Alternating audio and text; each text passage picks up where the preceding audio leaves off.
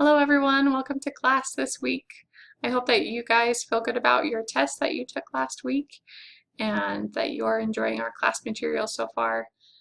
Thank you so much for your hard work. I know that this adds a lot to your busy schedules already, so I just appreciate all that you are doing in our class and am really enjoying getting to know you and reading your writing, so thanks.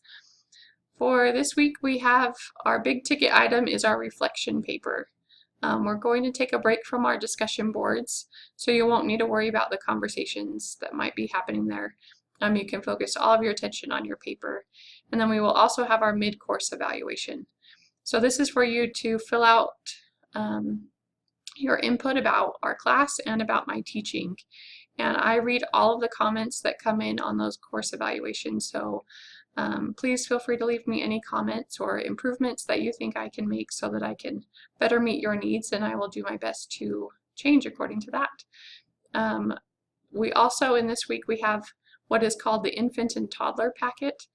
If you haven't printed those off from the welcome week, I would suggest printing off 2 copies of that packet so that you have it for your home visits, and we will talk about that a little bit more next week. But I just thought if you're here, you might as well print them so that you don't have to come back and find them later. As for your reflection paper, you will get to choose 3 of the topics out of the 5 that are listed.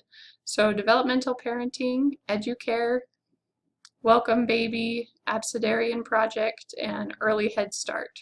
You will choose 3 of those infant and toddler programs or readings, and then you'll write about those in your paper. So I would suggest using headings to organize the paper. So if you're going to talk about early Head Start, list that at the top and then have the 3 paragraphs underneath that heading about early Head Start. Your first paragraph, you're just going to define or explain the topic or the study. This paragraph will probably be mostly paraphrases from the reading or from the video, and therefore it should have in-text citations. If pretty much the whole paragraph is paraphrased from the reading, I suggest just putting the in-text citation in the very last sentence of that paragraph, indicating that whole paragraph comes from the same reading. That way you don't have to have in-text citations after every single sentence. The second paragraph is what you like about the topic or what you learned. And this will probably have fewer in-text citations, but anytime that you paraphrase something from the reading, you do need to have a citation next to it. So if it's your own opinion and things, you don't need to worry about a citation there. And then the third paragraph will be why the topic is important to you or why it's important for society. And this should have no citations. It's pretty much all of your opinion, so unless you have kind of snuck in a paraphrased idea from the reading, it shouldn't have any citations in this paragraph. By the end, you should have 9 total paragraphs in your paper. So 3 paragraphs per reading.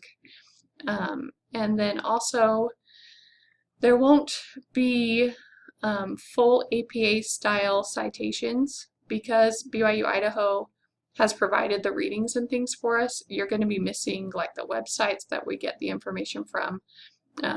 Publication years, I think, might be missing on some of the items.